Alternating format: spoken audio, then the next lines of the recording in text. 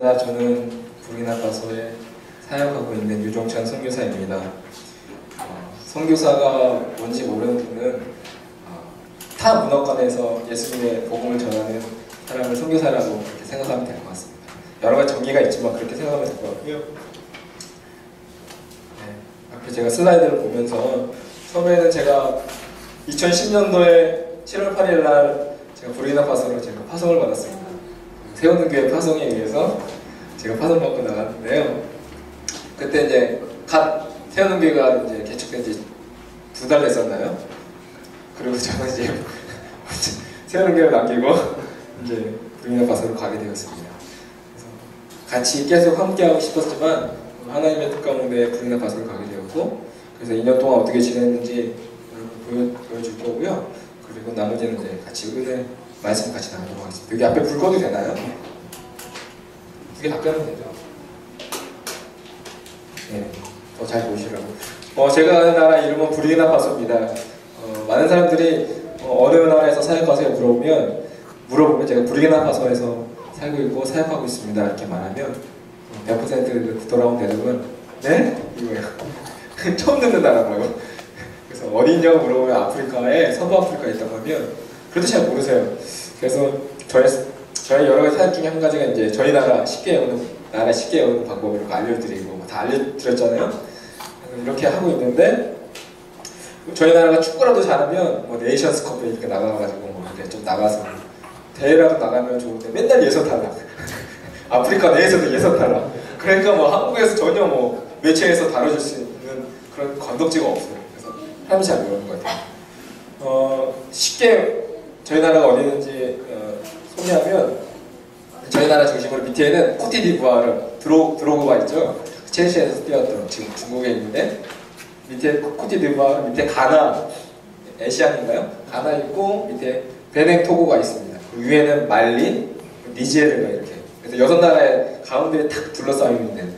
그리고 여기 위가 바로 이제 사하라 사막이고요.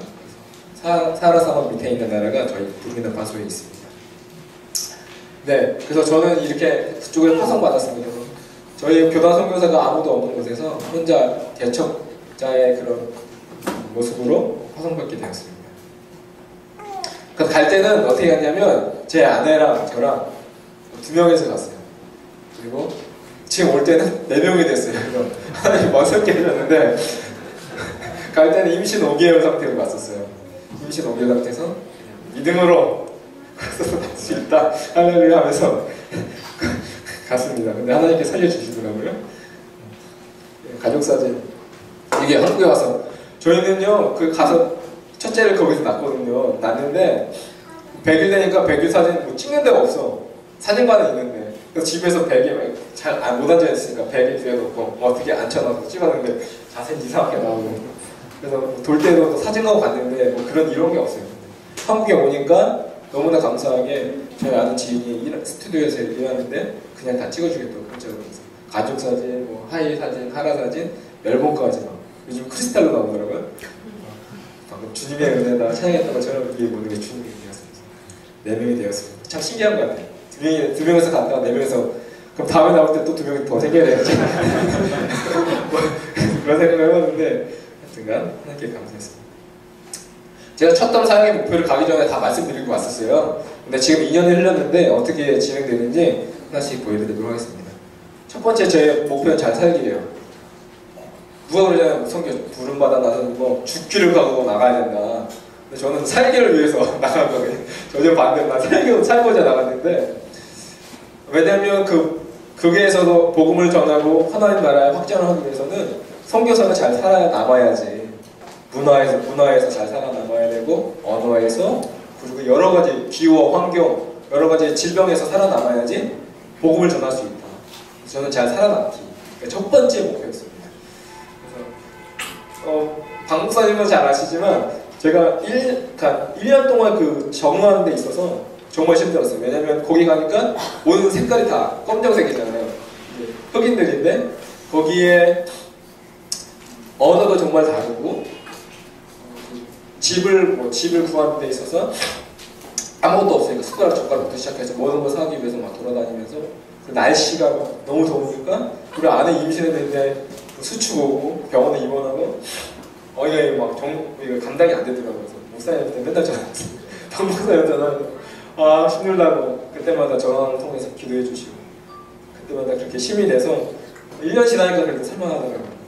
1년 지나고 나서부터 아내도 좀 정신이 좀 돌아오고 회복이 되면서 이제 잘 살기 위해서 그냥 두부가 없거든요. 콩이 있어요. 콩을 직접 사다가 직접 갈아가지고 빻아가지고 해서 직접 두부 해먹고 유기농으로. 콩나물은 옆에 사시는 성교사님 콩나물까지 키워드세요. 얻어먹고 그건 못 키우겠다.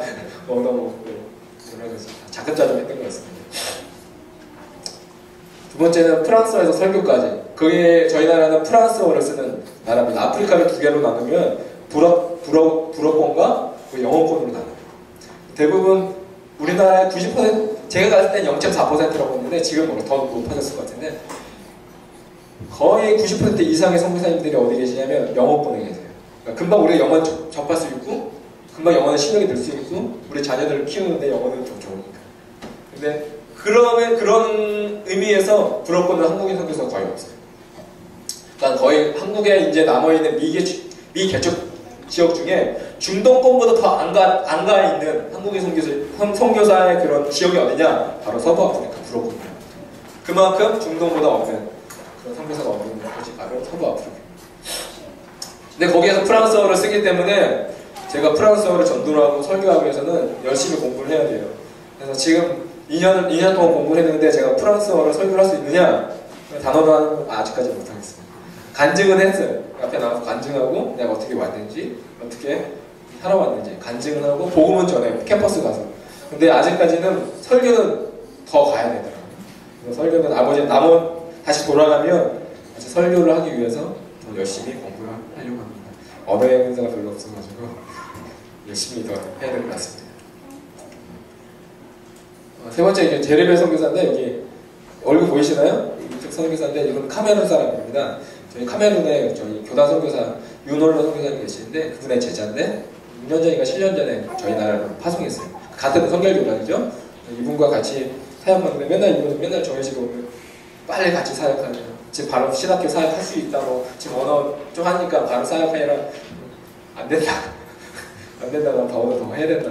그런 상황이 있습니다. 그래서 제가 준비되는 대로 사역할 수 있는 기회는 열려 있다. 이분과 같이 앞으로 계속 사역하려고 하고 있습니다. 그리고 12제자 만들기 세사역 저도 이제 복음을 전해서 양육해서 영혼 얻은 그들과 함께 새 공동체를 만들고 싶은 그 비전이 있습니다. 그리고 아이 2명을 만든다. 이미 2명을 낳았기 때문에 2년 만에 100% 조기 달성했습니다. 뭐 이렇게 적었는데 하나님은 놀라우신 하나님 벌써 달성했습니다. 근데 아까 하나님 가만히 생각해봤어요. 저희가 2명을 생각하고 왔는데 벌써 이뤘어요. 2년 만에 반년 만 그러니까 한 텀 반 만에 하나님께서는 그런 것 같아요. 영적인 그런 가족을 부흥시키기 이전에 우리 먼저 육적인 가족을 먼저 안정시키시는구나. 이런 바운더리 안에 안정시키시고 그리고 하나님께서 단계를 거쳐서 나가시겠구나라는 생각이 들었습니다. 뭐 이제 둘째, 셋째, 넷째 분들이 계획한다. 뭐 이렇게 이게 첫점 사용 목표였습니다. 그리고 왼쪽으로는 날씨와 환경들인데요. 맨 왼쪽이나요? 맨 왼쪽 사진 이제 비 오기 전에 엄청난 구름대가 막 밀려옵니다. 딱 보면 저기 보여요. 아, 비 오겠구나. 사람이 다 알아요. 그러니까 갑자기 뭐 언제 비 올지 모르는 게 아니라 저희는 뭐 뉴스 그런 거 안 봐도 돼요. 날씨 오늘의 날씨 말해서 그 필요 없어. 그냥 보여요. 그리고 검은 구름의 반은 먼지. 그러니까 먼지가 먼저 확 가요. 먼지가 이렇게 지나가거든요. 그러면은 먼저 먼지가 지나가다 비가 훅 내리거든요. 재밌어요. 그거 볼 때마다 우리는 막 아내랑 저랑 너무 신나가지고 막 춤추고 그래요. 너무 비가 안 오다 비가 오니까 그 순간만큼은 너무나 그 시원한 그 자연의 공기가 바람이 확 들어오거든요. 너무 좋아요. 비 올 때 문 다 열어놓고 의자 바깥에 딱 놓고 앉아서 이렇게 있어요. 바람 맞으려고. 그 비 오고 난 후에 저희 집 앞에 사진 찍은 건데 저 바로 집 앞에 나무들이 쓰러져 있고 뽑혀져 있고 이때만 나무 쓰러져 있어요. 와 신기하다고 사진 찍고 있고 그랬던 거였습니다. 오른쪽은 이때는 이제 어떤 거냐면 제가 말씀드렸던 것처럼 저희 나라 위쪽에 있는 이제 사하라 사막이라고 했잖아요. 그러니까 사하라 사막에서 주기적으로 1월달, 12월달 때 이제 하마탄이라고 사막바람이 훅 찌르는 거예요. 사막바람. 사막바람이 사막 위에만 있는 것이 아니라 사막 밑에 있는 나라가 지나가는 거예요. 코트디부아르까지. 그때 대낮인데 되게 껌껌해요. 그 모래바람 때문에 해가 안 보이고 그 상황에서 이제 나쁜 모래과학대 병균들이 같이 지나가요. 뇌수막염 걸리는 거예요. 그래서 뇌수막염 꼭 필수로 예방접종을 해야 되는데 건강한 사람 안 맞아도 된다고 해서 안 맞았다가 어저께 하나님의 은혜로 공짜로 병원에서 후원해주겠다고 해서 어저께 맞았습니다. 가기 전에 하나님이 또 맞춰주시고 그래서 한번 찍어봤습니다. 그리고 맨 밑에는 사진은 정전됐을 때 저희 집 그냥 거실 햇빛 안 들고 이런 깜깜한 데다가 제가 운동해 놓고 얼마까지 올라가 찍었는데 많이는 안 올라갔는데 한 42도 올라가더라고요. 밖에는 몇 도일까 계란이 좀 있는 수준인데 45도, 47도 이렇게 왔다 갔다 합니다. 그런 가운데 저희가 첫 목표가 잘 살기였습니다. 잘 지내자. 잘 살아야지 하나님의 복음 사역이 있다. 그리고 우린 백인, 유아라의 인기 이게 뭐냐면 그러니까 그래요. 그 아프리카 사람들이 쳐다보는 우리의 관점은 뭐냐면 얼굴이 그냥 검은치만 아니면 다 백인이에요. 근데 우리 백인으로 살아요. 거기서 흑인적 없어. 그냥 백인이야. 흑백이야. 흑백 놀이밖에 없거든요. 그래서 저희 집에 근처에는 다 이제 뭐 외국 사는 사람들 집도 있지만 현지의 사람이 따닥따닥 붙어있는 집들 많아요. 그래서 옆집에 있는 이만한 바퀴벌레들이 막 우리 집으로 기어 들어오고 막 한 번은 뭐 싱크대 밑에 구멍이 바깥에 연결되어 있는데 손톱보다 더 큰 바퀴벌레 20마리 후 막 엑소더스가 우리 집으로 엑소더스 하는 거예요. 막 치유대구를 우리 집으로 하는 거예요. 그냥 탁 쳤는데 뭐 3마리씩 4마리씩 그냥 잡히고 그것도 안에는 소리 지르고 막 아니면 무슨 일 있었는데 그러니까 그런 상황인데 집에 나가면 현지인 애들이 막 달려와요. 10명대 하려고 신기하니까 하는 애가 있으니까 어린 애가 있으니까 달려와요. 뭐 하냐면 업어요. 여자애들이 특히 한 20분 동안 안 내려오잖아. 돌려기? 뭐 이렇게 그래서 돌려오면서 그래서 계속 업었던 사진들 한번 찍어봤어요. 그리고 한번 그래서 한번 단체 사진도 찍어보고 신기해서 머리 만지고 다 가발 쓰고 가발로 쓰면 이렇게 따고 그러니까 피부 만들고 하얀 만들고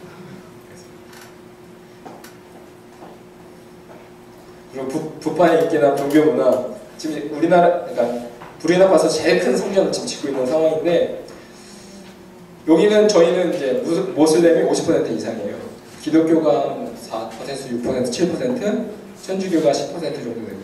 나머지는 이제 정령숭배는 한 40% 되는데 여기 문화가 이제 그리고 아프리카 종족 문화가 뭐냐면 부인 2명, 3명 얻는 게 아프리카 종족 문화거든요. 근데 모슬렘도 아시잖아요. 3명까지 부인 둘 수 있잖아요. 그러니까 너무나 그런 생각이 있기 때문에 제가 밖에 나가서 친구들 사귀면서 이야기할 때 거의 듣는 이야기가 뭐냐면 너 결혼했니? 물어봐요. 결혼했다고. 자녀들도 있다고. 그러면 아 그래도 너 돈 많으니까 한 번 더 결혼하라고 막 그러면서 처음에 들었어요. 야 한국에서 못 듣는 이야기인데 여기서 들을 수 있네 하면서 막 약간 신기했어요. 이런 말이 통하는구나. 근데 하는 사람마다 남자들이 저한테 그런 말을 해요. 결혼 한 번 더 하라. 한 번 더 하라. 이게 너무 자랑스러운 거예요. 걔네들한테는. 왜냐면 부인 2명, 3명 갖는 것이 부의 상징이니까 쟤 잘 사는 거다. 보여주는 거니까. 심지어는 어떤 말까지 듣냐면 저희 집 앞에 구멍가게가 있는데 구멍가게에서 일하는 그 직원이 저한테 그래요. 너 안에 나한테 주라고. 근데 다른 가게에 가서 철물점에 갔어요. 철물점에 일하는 사람 너 안에 나한테 주라고. 이런 말들을 한국에서는 말하면 엄청난 그 신뢰잖아요. 너 부인 나한테 줘. 이런 말 누가 한 사람인데 한국에서? 없어. 내가 여태까지 살아오면서 이런 말을 들어본 적도 없고 한 번 더 결혼하라고 들어본 적도 없어요. 근데 저희 나라는 너무 다르죠. 너무 당연한. 그래서 정말 다르다 하는 거예요. 그래서 결혼을 많이 하는 제안을 많이 받아서 이런 것들이 또 스트레스로 다가오고 이런 것들을 이제 극복하기 위해서는 기도가 많이 필요하다. 여호와 이레 하나님. 그러니까 아까 제가 말씀드렸던 것처럼 아내가 임신 5개월 상태에서 부르키나파소를 갔어요. 근데 애를 낳아야 되는데 너무 두려워요. 근데 저는 이제 자연 출산할 걸로 100% 믿고 갔어요. 왜냐면 아내가 키도 크고 막 그러니까 에이 그냥 시계 낳겠지 하고 생각하고 있었는데 집을 얻고 뭐 집을 구하면서 맨날 택시 타고 밖에 나와서 짐 사고 막 맨날 더운데 막 40도 이상 고온에서 아내가 막 탈이 나더라고요. 수축이 오기 시작했는데 그래서 애 낳기 전까지 수춘약을 계속 먹었어요. 한국은 그거 먹는 거 아니라고 그러더라고요. 그 약을 안 주더라고요. 수춘약 같은 거. 근데 저희는 애 낳기 전까지 수춘약을 먹었어요. 그러니까 움직이지 말라고 해서 거의 집에서 거의 안에 둔두만 있었죠. 심할 때는 이제 병원에서 입원하기도 하고. 그러니까 움직이지 않으니까 애가 거꾸로 이게 안 들어선 거예요. 머리가 위에 있는 거예요. 그래서 잘 됐다, 수술하자라고 생각도 들기도 했지만 수술은 누가 하냐면 현재 부인 아파서 사람이 수술해야 된다니까 겁이 나는 거예요. 그때 그 수술실 앞에서 한국은 수술을 하는 장면 못 보잖아요. 밖에서 대기하잖아요. 문 딱 열고 가면서 예 났습니다. 이런 소식 듣잖아요. 근데 저는 수술실 안 바깥까지 기다릴 수가 있어요.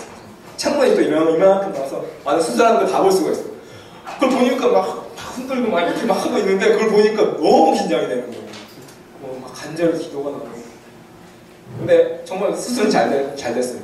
근데 그 가운데 정말 감사했던 것이 뭐가 있냐면 애를 낳은 것뿐만 아니라 애를 뱄었을 때 또 둘째도 가졌을 때 그때도 수축이 오고 둘째도 마찬가지로 그 애가 거기에서 막 아프고 막 토하고 말라리아 걸리고 그럴 때마다 하나님께서 정말 우리가 믿음으로 부르기나 파서로 가기로 결정하고 갔을 때 하나님이 준비하셨다는 걸 느꼈던 게 뭐냐면 저희가 2010년도 말씀대로 7월 8일날 가기 한 달 앞서서 누가 어떤 선교사님이 오셨냐면 의료 선교사에 가시는 의사 선생님이 오셨어요. 저희 집 근처에. 그러니까 그분이 있으니까 저희가 연락을 하는 거예요. 지금 하나 아픈데 어떻게 해야 되죠? 현재 병원 갈 수도 있어요. 약을 줘줘요. 근데 자세한 설명이 안 들어오잖아요. 불어로 말하니까. 의학 용어를 말씀하시니까. 그분이 이것 때문에 이렇다? 이런 약 하면 그럼 병원 안 가도 치료가 돼요. 둘째 가졌을 때 막 수축이 오니까 걱정되니까 그분이 직접 의료 장비를 갖고 왔어요. 이게 뭐죠? 초음파 장비를 갖고 와서 저희 집에서 초음파. 그러니까 이런 놀라운 하나님의 하나님께 준비된 사람들이 있었다. 너무나 그런 하나님의 그런 준비하신 묘와 일의 하나님을 그래서 경험할 수가 있었습니다. 나는 죽으러 가는 게 아니라 정말 하나님께서 살려주시는구나라는 것을 경험하게 되었습니다. 길사선교는 이제 거기에서 이제 한인들이 있는데 얘네들은 뭐 수련회 그런 걸 경험해 본 적이 별로 없어요. 한인교회가 있는데 어른들이 한 10명 되나 이렇게 별로 사람이 많지 않아요. 근데 얘네들 그래서 제가 그래서 한국에서 왔고 최근에 왔다 해서 가장 따뜻한 그런 선교사가 한번 수련회 좀 인도해달라고 해서 해마다 올 때마다 지금 수련회를 인도하는 장면이고요. 지금 저희 집에서 가고 있습니다.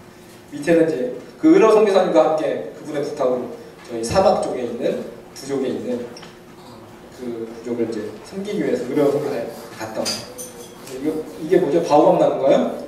바오밤 나무 같이 사진 찍으려고. 그리고 맨 왼쪽에 있는 여자 저분이 저도 신기해서 찍었는데 그 옛날 아프리카 농걸 MBC 금요일날 하는 거에서 알리 형인데 부족 이름이 뭐죠? 플라니족 나왔었는데 입술 의혹이 물들이는 거. 그래서 파랗게 입술이 파래야지 그 부족은 미인이에요. 그래서 이거를 침에 한 몇십 개 되면 막 이렇게 해요. 막 붓잖아요. 피나고 여기다 이제 파란색 물감을 칠거든요. 이게 통통해서 보는 거예요. 그때 아프리카 농걸에서 봤었는데 똑같이 이제 같은 말리 부르키나파소 같은 부족이거든요. 밑으라고 해서 한번 사진 찍어봤습니다. 잘 안 보이죠? 여기서 보면 잘 보이는데 하여튼 찍어봤습니다. 총 2010년도 제가 어떻게 살았느냐. 처음에 목표가 건강한 몸 유지하기, 둘째 아이 갖기 있는데 이루었고요. 영적인 영역에서 개인 새벽 재단 쌓기, 가정 예배 드리기, 프랑스 성경 감성원들. 근데 한국에 오니까 가정 예배를 이게 안 되더라고요. 가정 예배. 거기서는 항상 가정 예배가 들었었는데 다시 돌아가면 가정 예배부터 다시 생기는 거예요.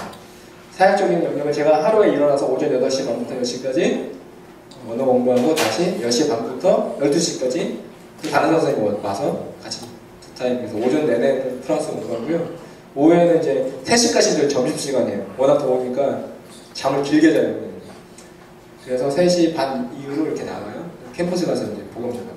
그래서 제가 맨 왼쪽에 밑에 사진이 얼굴 안 보이시죠? 저는 이제 모슬림에게 복음을 전했습니다. 저희는 상관없어요. 모슬림한테 복음 전해도 어떠한 불이익이 오진 않아요. 그래서 복음 전하고 두 번째는 천주교, 여기 맨 오른쪽에는 진짜 얘는 안 보이네요. 여기 정령숭배, 세크리피에가 있고 동물 이렇게 잡아서 피 흘려서 정계하고. 기도 제목입니다. 이제 2달 정도 남았는데요. 저의 가장 큰 기도 제목이 이제 지금 저희 첫째랑 둘째를 데리고 다시 한 24~25시간, 6시간, 7시간 타고 비행기 타고 가야 돼요. 북경에서 한번 갈아타고 에티오피아에서 갈아타고 가야 되는데 잘 아프지 않고 부르나파소로 잘 도착할 수 있고 그렇게 기도해 주시고 뭐 짐들도 하나도 잊어먹지 않고 잘 잊어먹 없어지더라고요. 근데 잘 도착할 수 있도록 기도해 주세요. 집에 애들 용품 백이 없어요. 그러니까 잘 도착할 수 있도록 기도해 주시고 심한 공기와 먼지에서도 건강을 잘 지낼 수 있도록 기도해 주세요. 언어 공부 잘 열심히 계속할 수 있도록 그렇게 기도해 주시면 감사하겠습니다. 자, 우리 같이 말씀 나누도록 하겠습니다. 자, 제목은 위기 속에 숨은 은혜인데요. 아까 같이 말씀 읽었죠? 같이 다시 한번 읽도록 하겠습니다. 시작! 그 후에 그들이 나와서 이곳에서 나를 섬기리라 하시고. 이 말씀은 이제 모세에 관한 말씀인데요. 이 모세에 관한 말씀을 통해서 이 말씀을 통해서 내가 선교지에 가야겠다라는 그런 확증의 말씀을 받았던 말씀입니다. 근데 여러분 성경책 갖고 계시나요? 근데 이 말씀은 이 말씀이고 그래서 오늘 모세에 관한 이야기를 하려고 합니다. 왜냐하면 그러니까 모세가 쓰임받기 이전에 준비의 과정들이 지금 나의 상황이구나라는 걸 보게 되었어요. 그러니까 열매 맺는 과정이 아니라 준비하는 과정. 그래서 모세를 통해서 바라본 저의 모습을 오늘 같이 간증 비슷하게 증거하려고 합니다. 그래서 오늘 출애굽기 보면서 같이 나누려고 합니다. 말씀 보겠습니다. 출애굽기 1장 11절에서 14절입니다. 출애굽기 1장 11절에서 14절.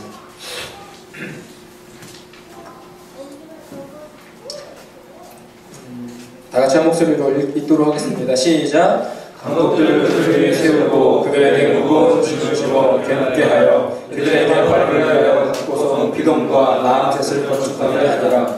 그러나 학대를 받을수록 더 번성하여 성장하니 애굽 사람이 이스라엘에서 말미암아 근심하여 이스라엘 자손에게 영광을 시켜 어려운 노동으로 그들의 생활을 괴롭게 하니 곧 흙이비와 흙부비와 농사의 여러 가지 일이라. 그 시키는 일이 모두 엄하였더라.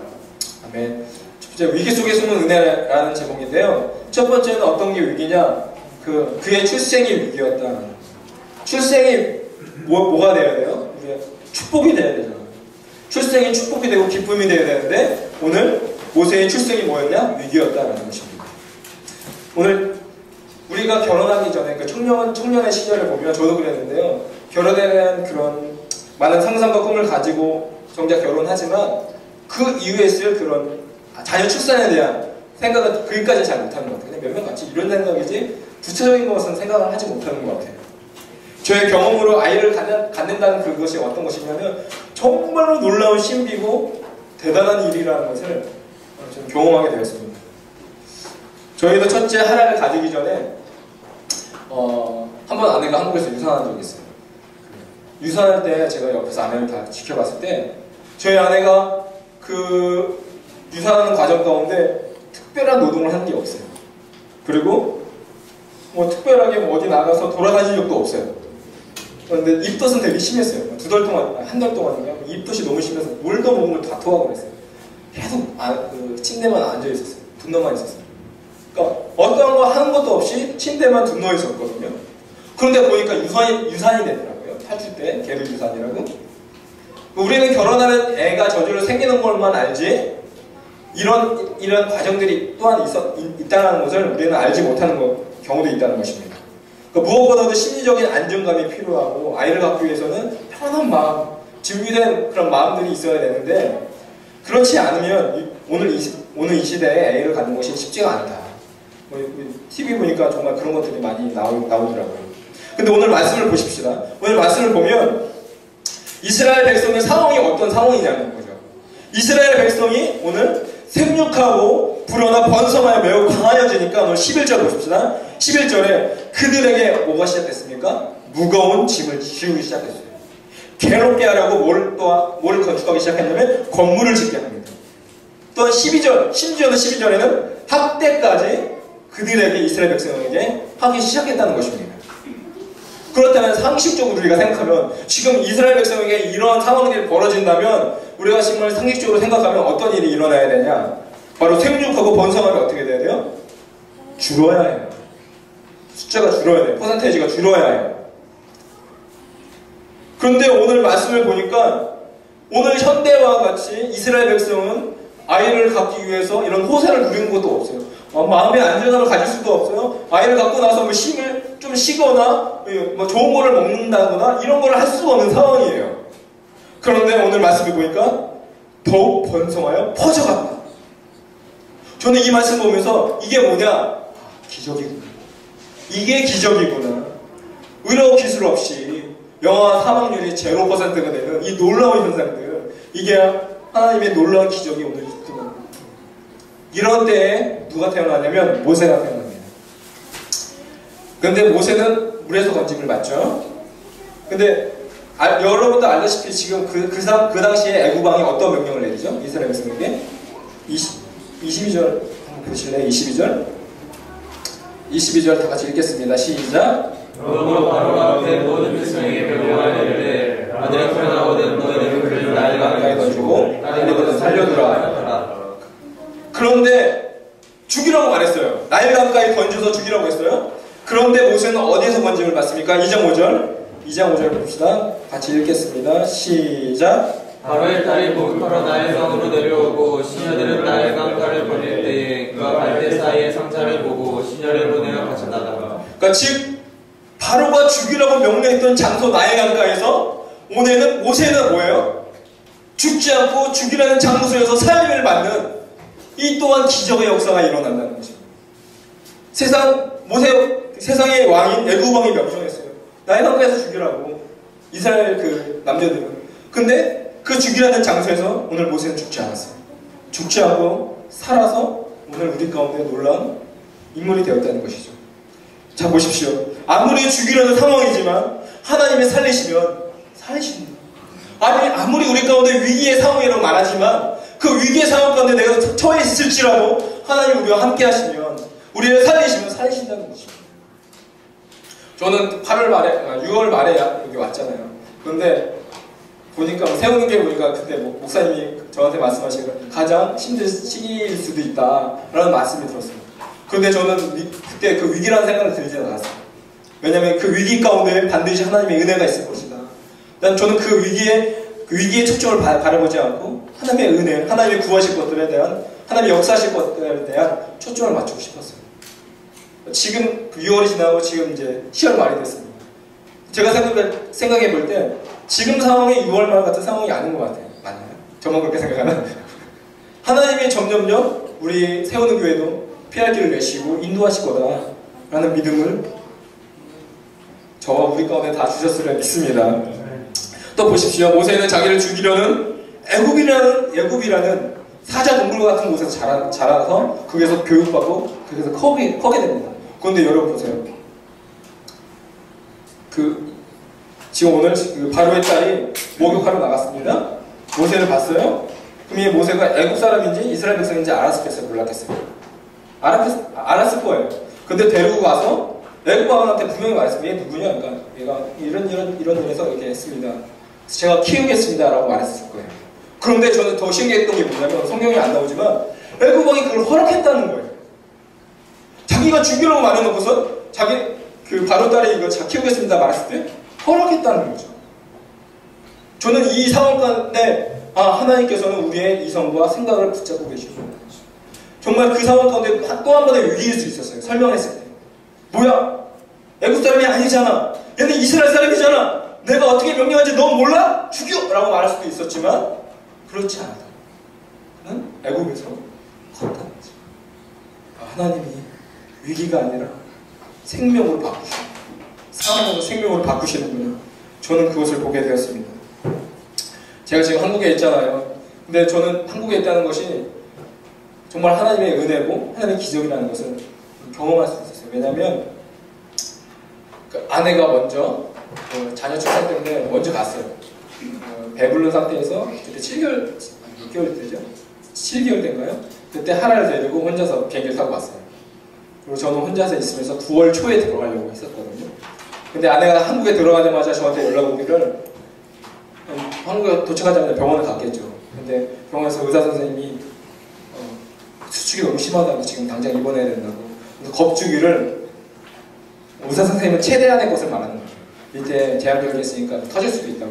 뭐 이런 식으로 하는 거예요. 아내가 막 겁이 나서 저한테 전화하는 거예요. 당신이 당장 들어가야 하는 거예요. 의사 선생님이 지금 당장 입원하라는 거 제가 만류하고 그냥 나왔다. 보호자가 없으니까 하나를 봐야 되니까. 일단 남편이 오면 입원하겠다고. 그래서 연락받고 저도 급하게 한국으로 돌아오게 됐어요. 그리고 이제 아내가 이제 친정했었으니까 저희 집 쪽으로 의왕으로 다시 데려와서 저희 집 근처 평촌에 이제 도피병원이라고 있거든요. 그걸 같이 갔어요. 그래서 거기에 선생님이 막 검사하는데 수축은 있긴 있었죠. 근데 보니까 정상이네요. 입원할 필요도 없이 그냥 나가시라고. 다음에 또 오시라고. 그걸 듣고 딱 나가는데 이거 이게 무슨 상황이지? 나는 빨리 들어오기 위해서 교단 성교부나 우리 후원교회들한테 아내가 지금 입원해야 되니까 좀 빨리 들어가야 된다. 그런 핑계를 대고 한국에 왔는데 아내가 입원도 안 해도 돼. 근데 그런 이유를 대고 왔는데 내가 거짓말한 건가? 뭐 이런 생각이 들기도 하면서 이거 어떻게 되나? 근데 들었던 생각이 뭐냐면 하나님이 모든 상황을 바꾸시는 이유가 있겠지 라는 생각으로 넘어갔습니다. 그리고 우리는 너무 신났잖아요. 이제 아내가 입원도 안 해도 돼. 양치료 안 해도 돼. 우리는 거의 자유의 몸이 된 거였어요. 이제 다시 돌아갈 거를 준비하기 위해서 장을 봐야 되잖아요. 신나게 이제 이마트 홈플러스 신나게 다니고 막 야 우린 자유의 몸이야 하면서 막 돌아다녔어요. 그리고 여름 때 워낙 더웠잖아요. 근데 아프리카에서 더워도 에어컨이 있었는데 저희 집엔 에어컨이 없었어요. 그래서 더우니까 더운 데로 그냥 지냈죠. 근데 그게 몸이 탈이 났는지 7월 말에 병원에 갔을 때 수축이 심해졌다고 입원하라고 그러더라고요.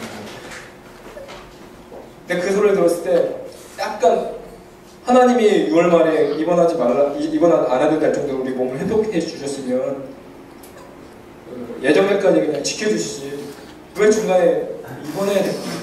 그런 혼란한 그런 여러 가지 생각이 들어요. 그래서 알겠다고 하고 이제 동피병원에 입원해서 이제 수축약을 들어가기 시작했는데 그 다음날 어떤 일이 일어났냐면 수축약이 안 맞는 거예요. 부작용이 일어나기 시작한 거예요. 그래서 그 수축약을 통해서 폐부종이 폐에 물이 차기 시작했어요. 그리고 폐에 물이 찬 게 그 바이러스가 들어와서 폐를 온 거예요. 산모가 폐를. 그래서 어떻게 되냐면 더 이상 수축약을 쓰지 못하잖아요. 수축약을 빼니까 수축이 다 심해집니다. 그리고 그때 아기가 그때 좀 열이 있었다고 하나? 약간 위험한 상황이었는데 선생님 당장 지금 꺼내야 될 것 같다. 그때가 그래서 당장 수술해서 애를 낳았는데 6주 빨리 나온 거예요. 애가 나왔는데 숨을 못 쉬고 그러니까 대학병원으로 신생아 중환자실을 갔고 아내도 그날 또 숨을 못 쉬어가지고 같이 아내는 폐병동으로 이제 후송을 갔죠. 이런 상황 가운데 복잡한 상황 가운데 하나님이 저에게 주셨던 한 가지 마음이 뭐냐면 위기잖아요. 우리 가정 가운데 위기가 왔어요. 그리고 또 하나님 가운데 약간 섭섭한 마음도 있고 왜 이렇게 하나님이 저희 이런 상황을 만들어 주시니까 잘 예정일에 나왔으면 좋겠는데 근데 그런 가운데 하나님께서 감사의 그런 상황을 찾게 하시더라고요. 뭐냐면 처음에 6월 말에 처음에 아내가 왔을 때 더 빨리 그때 수축약을 썼었더라면 전제인데 그때 써서 정상일 수도 있겠지만 만약 그때 썼었더라면 7월 말에 썼던 그런 부작용과 같이 그때 폐부종이 일어났을 수도 있었을 것이고 폐렴이 그때 왔을 수도 있었을 것이고 그러면 더 빨리 지금보다 더 빨리 애가 더 빨리 나왔을 수도 있었겠다. 그런데 하나님은 그래도 우리 가운데 시간을 벌어주셨고 애가 더 클 수 있게끔 상황을 만들어주셨고 그래서 위기였지만 저는 그렇게 감사하게 나왔어요. 하나님이 그런 우리가 알지 못한 보이지 않는 상황 가운데 일하시고 계십니다. 그런 상황 가운데도 감사가 나왔다는 것이었습니다. 그렇습니다. 우리는 지금 우리 상황이 어떤 상황입니까? 어려운 상황입니까? 힘듭니까? 고통입니까? 그때 우리가 어떻게 고백해야 됩니까? 저는 감사의 고백을 했으면 좋겠습니다. 감사의 고백을 주님 앞에 나갔으면 좋겠습니다. 그러면 하나님께서 더 놀라운 감사를 우리 가운데 허락해 주실 거라 믿습니다. 두 번째는 살인사건입니다. 모세가 살인하잖아요. 아시죠? 그러면 이렇게 말할 수가 있어요. 죽인 게 은혜입니까? 사람 죽인 게 은혜가 될 수 있습니까? 라고 말할 수가 있어요. 근데 그거는 아닐 거예요. 죽은 게 어떻게 은혜입니까? 그러나 하나님은 어떤 거냐? 하나님은 우리의 실수를 통해서도 은혜를 받을 수 있는 분이십니다. 비록 우리가 실수하고 연약한 부분이 있지만 그 부분까지라도 하나님의 은혜를 바꾸실 수 있는 그런 하나님이십니다. 우리가 그런 하나님을 기대해야 된다는 거죠. 우리가 때로 살아가면서 실수할 수 있어요. 연약한 모습이 있을 수 있어요. 그러나 거기서 끝나는 것이 아니라는 거예요. 하나님께서는 우리의 연약함을 아시고 예수 그리스도를 우리 가운데 허락해 주셨으면 그분의 보혈의 피로 인하여 우리를 다시 살리셨다는 거예요. 그러니까 우리의 실수를 은혜를 바꿀 수 있는 분이 바로 여호와 하나님이시다 라는 것입니다. 자, 세 번째는 부르심이 위기다. 모세가 하나님의 부르심에 응답한다는 것이 다시 애굽으로 돌아가야 되는 거잖아요. 그러면 자기가 모세가 지금 어디로부터 도망 나왔냐면 애굽으로부터 도망 나왔어요. 근데 하나님의 부르심을 응답하면 그 도망 나왔던 곳을 다시 찾아가야 돼요. 뭐야? 두려움이 있어요. 자기를 죽이려고 했던 그 애굽 땅에서 도망 나왔는데 다시 애굽으로 가야 된다는 상황. 이것이 두려움이라는 거죠. 즉 뭐냐? 하나님의 콜링이, 하나님의 부르심이 오늘 모세에게 위기였다는 것입니다. 근데 저는 그 위기 가운데 놀라운 일들을 바라보게 되었습니다. 다시 한번 찾아볼까요? 5장 1절 말씀. 5장 1절 말씀.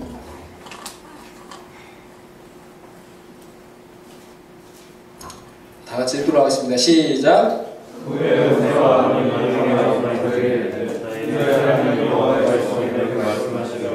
내 백성을 보냐 그러면 그들이 광야에서 내가 너희를 하셨나이다.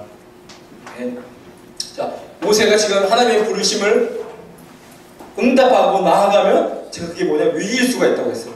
근데 이 부르심에 응답한 모세는 또한 하나님의 앞길을 인도해 주신다는 것입니다. 뭐냐? 5장 1절을 볼 때 그 후에 모세와 아론이 가서 바로에게 이르되 뭐냐면 오늘 모세와 아론이 처음으로 바로를 대면하는 시간이었어요.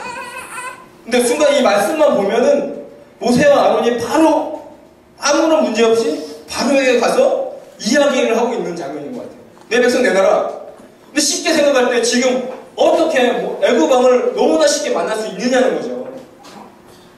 애굽에 가서 그러면 그게 여러 가지 군인들이 있을 거 아니에요? 그럼 너 왜 왔냐? 왕 만나러 왔습니다.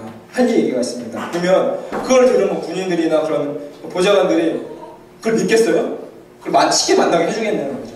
근데 오늘 보니까 그 후에 모세와 아론이 가서 바로에게 이뤘다는 거예요. 이게 순종하는 길을 부르십니다. 하나님의 부르심 가운데 순종하고 나가는 자들, 비록 내 눈에는 보일 때는 위기가 있을 수 있고 어려움이 있을 수 있지만 그 가운데 순종하며 나갈 때 하나님의 순종하게 있는 것입니다.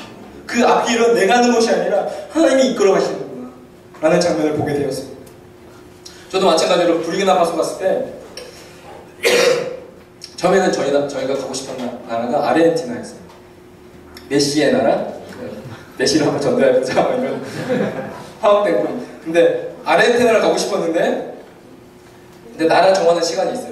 선교국장님이 와서 같이 상의하면서 나라를 정하거든요. 근데 그렇게 어디 가고 싶냐? 그럼 물어보기도 전에 그분이 그런 A4 용지에 유정자 헌지 성회사 가려고 부르기나파소 이미 정하고 오신 거예요. 그러면서 어디 가고 싶어 물어보더라고요. 예의상에서. 저희는 기도했는데요. 아르헨티나입니다. 라고 말을 했어요. 그래도 같이 막 말했어요. 아르헨티나입니다. 그러니까 아니야, 너 부르기나파소 가. 이 한마디 끝이었어요. 그래서 제가 그 앞에서 뭐라고 대답한 줄 알아요? 속으로 그래. 저는 백도 없고 신도 없으니까 그런 것보다 하나님이 세우신 국장님이라면 그분의 말씀하신 것도 하나님의 뜻이다. 세우신 권위에 내가 순복하자 해서 가겠습니다. 그러고 나왔어요. 가봤습니다 하고 나왔는데 부르기나파소 가본 적도 없지, 리서치도 안 가봤지, 그 나라가 어떤 나라인지도 몰라. 다른 사람들 다 가봤는데 자기는. 그랬을 때 하나님께서 저 가운데 주셨던 은혜가 뭐냐면 후원의 은혜였어요. 후원. 왜냐면 선교사가 해외에 가면 그래도 집세도 내야 되고 먹을 것도 사 먹어야 되고 후원비도 내야 되고 이런 돈이 필요하잖아요. 근데 누가 후원을 잘 받냐면, 교회 후원을 잘 받냐면 목사님 아들들 후원을 잘 받아요. 왜냐면 목사님 친구들이 이미 담임 목사님이니까 친구한테 전화해서 야 우리 아들 후원해라. 그럼 쉽게 후원을 받거든요. 저는 목사님 그때 아버님 일찍 돌아가시고 우리 장인어른은 목사님이시네. 근데 감리교다. 전혀 상관없는 거예요. 도와줄 수 없는 상황. 그래서 상관없고 저 혼자 모든 걸 알아서 해야 되는데 어떻게 하지? 그때 17팀이 같이 훈련을 받았어요. 그래서 우리 안에 서로 이야기하고 제가 먼저 후원 받고 그 다음에 제고, 그 다음에 제고, 그 다음에 우리까지 이런 게 있거든요. 저는 그게 순번한 들지도 않았어요. 근데 후원 시작 땡 하고 돌아다니기 시작했을 때 저는 아는 목사님도 없고 나이도 가장 그때 제일 젊었고 그리고 그때는 목회 경력도 없었으니까 그때는 전도사 시절이었고 부목이라도 여러 개 했으면 또 찾아갈 텐데 그런 것도 없고 그리고 내가 쑥스러워서 막 찾아가서 막 얼굴 들이고 막 후원해주세요 이런 스타일도 아니고 막 그래서 그냥 가만히 있었어요. 기도만 하고 있었어요. 근데 박 목사님 아실 거예요. 정말 놀랍게 사람들이 같이 동료 선교사들도 저를 전혀 기대하지도 않았는데 제가 손가락 안으로 후원을 제가 했어요. 저는 그게 너무 기적이에요.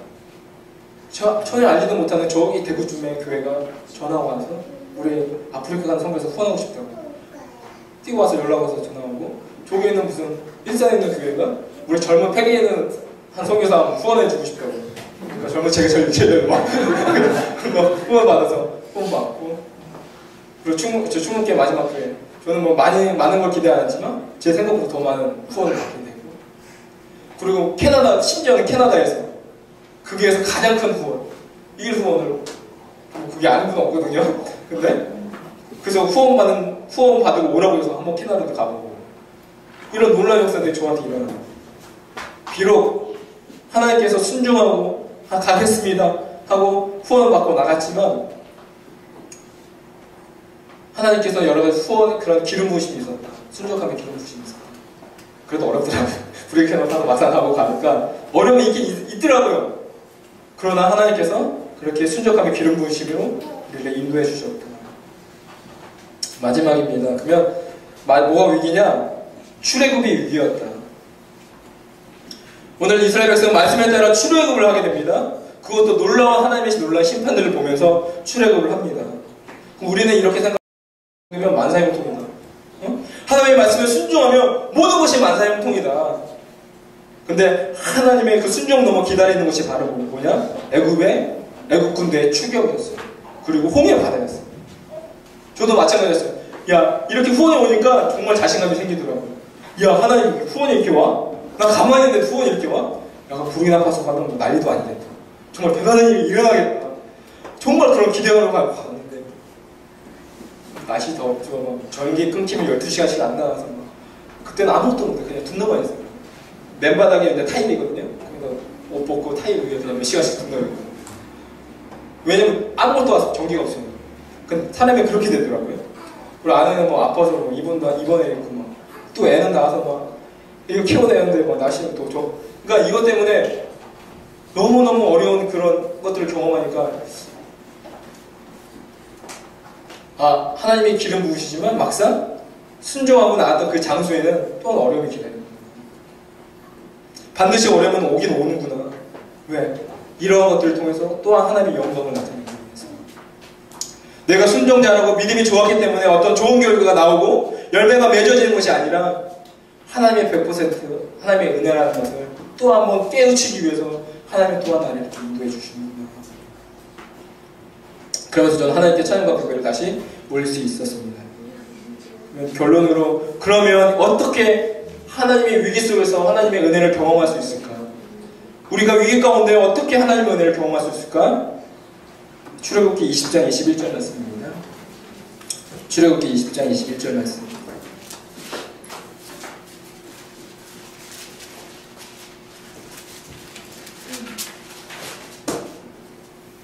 다 같이 읽겠습니다. 시작. 그래서 멀리서 있고 모세는 하나님이 계신 흑암으로 가까이 가니라. 제가 제 기도 편지를 보면 제가 이런 말씀을 다 적어서 보내는데요. 저는 이 말씀을 보면서 정말로 하나님의 은혜가 되었습니다. 이 말씀 보면서 위기 속에 하나님의 은혜를 어떻게 발견하냐. 오늘 이스라엘 백성들은 무서워서 떨고 있었어요. 흑암을 보고 떨고 있었습니다. 가까이 가지 못하고 있었어요.